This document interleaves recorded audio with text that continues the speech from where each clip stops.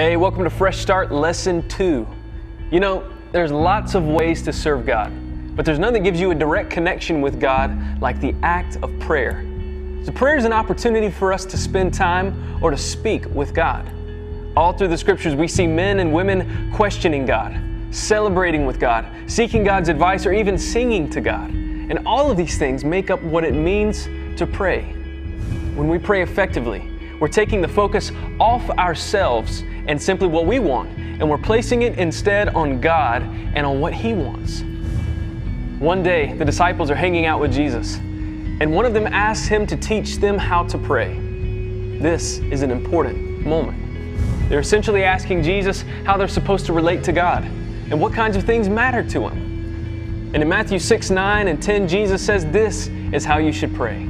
Our Father in heaven, your name is holy and set apart. May your kingdom come. May your will be done on earth even as it's done in heaven. You see, prayer is primarily about acknowledging God and then seeking His plans and purposes before anything else. And Jesus goes on to teach His followers in verses 11 and 13 to ask God to provide for their daily needs, including their need to be forgiven of sins and protected from the powers of evil. You see, Jesus teaches His disciples that praying to God should be as easy as talking to your Father. And this Father is interested in sharing what pleases Him with His children and in meeting their daily physical and spiritual needs. So in the next couple of minutes, we're going to look at the importance of prayer. But the goal is this, that you learn to relate to God in prayer, just like Jesus modeled, like a child spending time with his Father, and that you experience the power of God's presence in your life on a daily basis. So take a few minutes right now to reflect and discuss the truths about prayer and how we are to relate to God.